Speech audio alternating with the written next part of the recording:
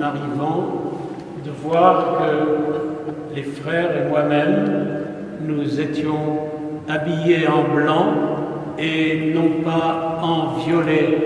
En fait, le dimanche de la transfiguration que nous célébrons aujourd'hui avec l'Évangile est comme une éclaircie dans la morosité de ces jours où nous traversons, nous connaissons par les médias des fragilités, des ruptures, des combats, une ville de Paris défigurée par les événements que les médias nous ont rapportés.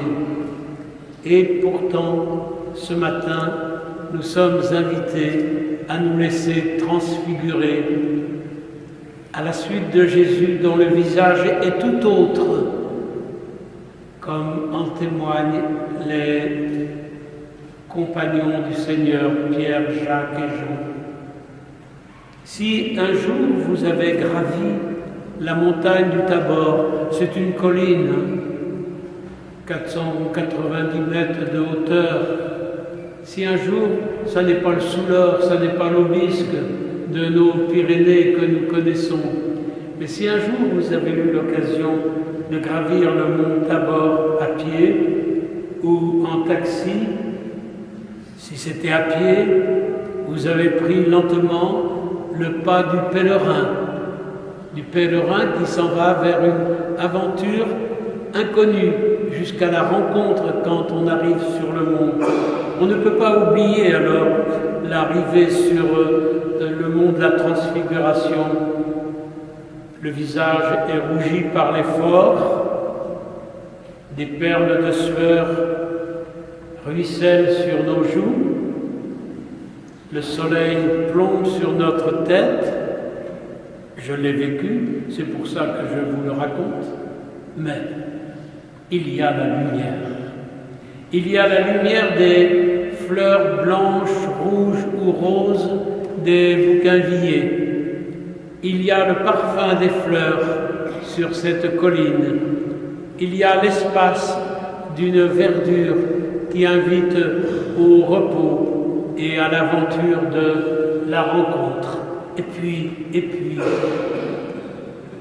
il y a le silence. Il y a le silence. Le silence qui permet de l'écouter, lui, le Fils bien-aimé, qui avait déjà été nommé par la colombe, le bien-aimé, mon Fils bien-aimé, au jour de son baptême. Il y a donc l'écoute du bien-aimé du Père, Jésus, Fils de Dieu et Dieu lui-même, Jésus, notre frère. Celui-ci est mon Fils bien-aimé, écoutez-le. Nous l'écoutons.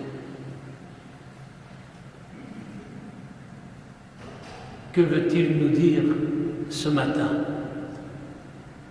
Pas seulement par l'évangile de Saint Luc nous rappeler l'événement, plus profondément, le Christ veut nous faire faire un chemin de la montagne du Tabor au mont du Golgotha, de la transfiguration à la crucifixion. C'est aussi notre chemin. C'est aussi notre chemin. Il y a dans nos vies des moments de lumière, des moments où tout va bien, où l'on a envie vraiment de chanter, d'écouter les oiseaux le matin ou le soir, d'entendre le merle ou la merlette s'appeler dans le jardin qui jouxte la maison des frères, comme nous l'entendons tous les soirs, ou bien de nous réjouir du gazouillement du rossignol. Là, on écoute le bien-aimé. La rencontre est inouïe, semblable à celle qui peut nous saisir en présence d'un grand paysage.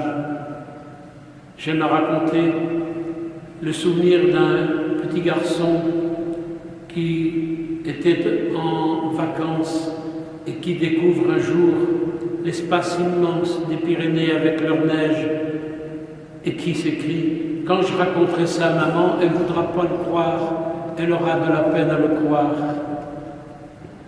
Écoutons Jésus, que nous dit-il?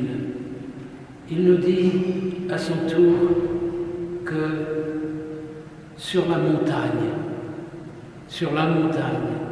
qui traditionnellement est le lieu de la rencontre avec Dieu, sur la montagne, nous allons pouvoir faire l'expérience de la lumière de Dieu, entendre son message comme Moïse et Élie l'ont entendu.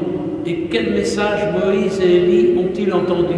Moïse a entendu le récit des commandements. Tu aimeras le Seigneur ton Dieu, tu aimeras ton prochain. Et il a reçu les tables de la loi, les 10 commandements. Et il est redescendu dans la vallée pour partager ce message fondamental de Dieu, pour le partager à son peuple. Et Élie qui s'en va au désert, parce qu'il est poursuivi par la reine Jézabel. Élie qui s'en va au désert et qui s'attend à rencontrer Dieu dans le tumulte de l'orage sur le mont Horeb. J'ai vécu un orage sur le mont Horeb. J'ai vu les éclairs déchirer le ciel comme des lames de feu. Il s'en va, il croit qu'il va rencontrer Dieu dans ce tumulte, dans ce tintamarre.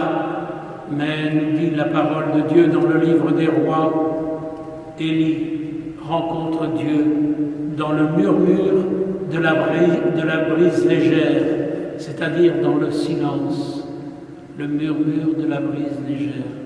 Il en est ainsi dans nos vies, mes frères. Parfois nous rencontrons Dieu sur une montagne de contemplation, d'adoration, de méditation de la parole de Dieu, et tout nous parle, et nous sommes comme habillés d'une lumière. Puis à d'autres moments, il y a le silence. On a l'impression que Dieu ne nous parle plus.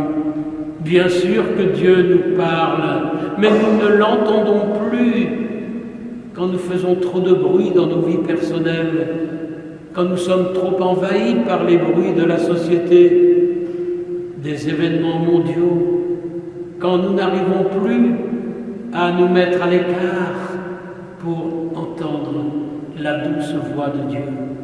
La transfiguration dont saint Luc vient de nous parler nous dit que Jésus était tout autre.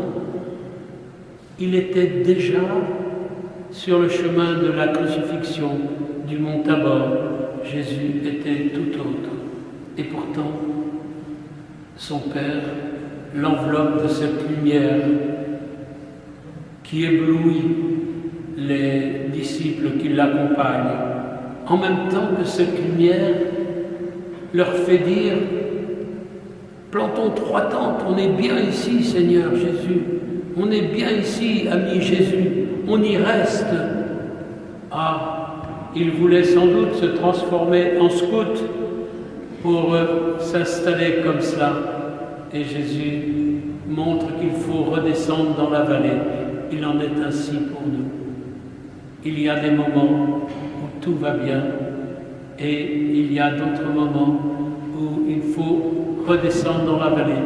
Et concrètement, le plus souvent nous sommes dans cette vallée. Laissons-nous transfigurer, laissons-nous éclairés par la lumière d'un Dieu qui est amour, qui est lumière, qui est notre Père. La redescendre dans la vallée de nos vies, comme pour les disciples avec Jésus, se fait à pas de silence, en laissant tous ces événements chanter dans les cœurs. Surtout, ne pas éteindre la lumière qui nous a enveloppés de sa tendresse. Se souvenir des bons moments d'une rencontre, même si la rencontre nous a laissé quelques questions ou quelques blessures. Se semaine, nous avons eu l'occasion, plusieurs d'entre nous, de vivre plusieurs rencontres. Il y a eu la rencontre du conseil pastoral de Doyenné, dont certains ici sont les membres. Elle s'est passée à Cognac, dans la salle de l'église Saint-Antoine. Cette rencontre avait pour objet de se saisir d'un texte qui avait été préparé par une petite équipe en vue du projet pastoral de chacune de nos paroisses et enraciné dans le document de notre évêque des orientations diocésaines. L'équipe qui avait préparé, et un des membres, nous a expliqué le cheminement, le travail que cela avait demandé. C'était fort bien travaillé. Et nous étions invités à réagir pour amender ce texte, apporter peut-être par nos questions une ouverture supplémentaire. Et nous avons été renvoyés, je crois que c'est jusqu'au mois de juin, où nous pouvons faire des remarques, nous pouvons apporter donc des compléments. Nous essaierons de le faire bien sûr en équipe d'animation paroissiale, mais nous en reparlerons aussi en communauté dominicale.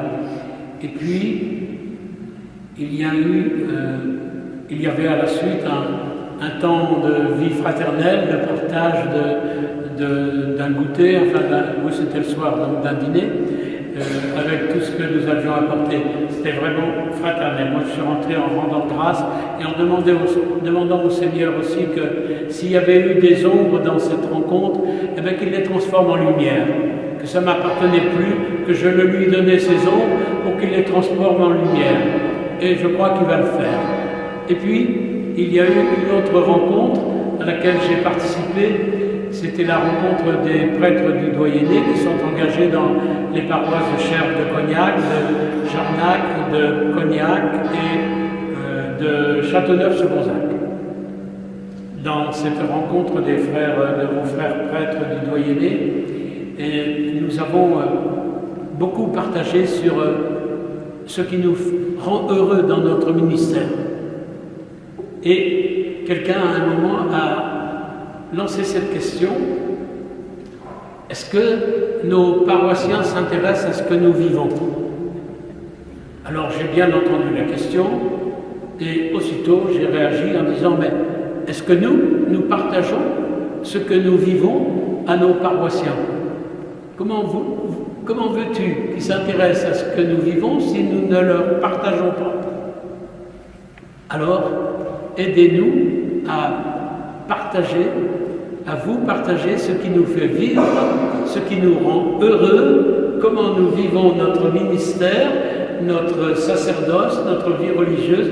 Aidez-nous à le faire en nous posant des questions, en nous entourant de votre amitié fraternelle, respectueuse, encourageante, compréhensive. On est des hommes. On demande à nos communautés chrétiennes de prier beaucoup pour nous. Ainsi, vous nous aiderez à être transfigurés et à être transfigurants. Ainsi, vous aussi, vous pourrez apporter la lumière de la transfiguration. Regardons maintenant. Ils sont transfigurés.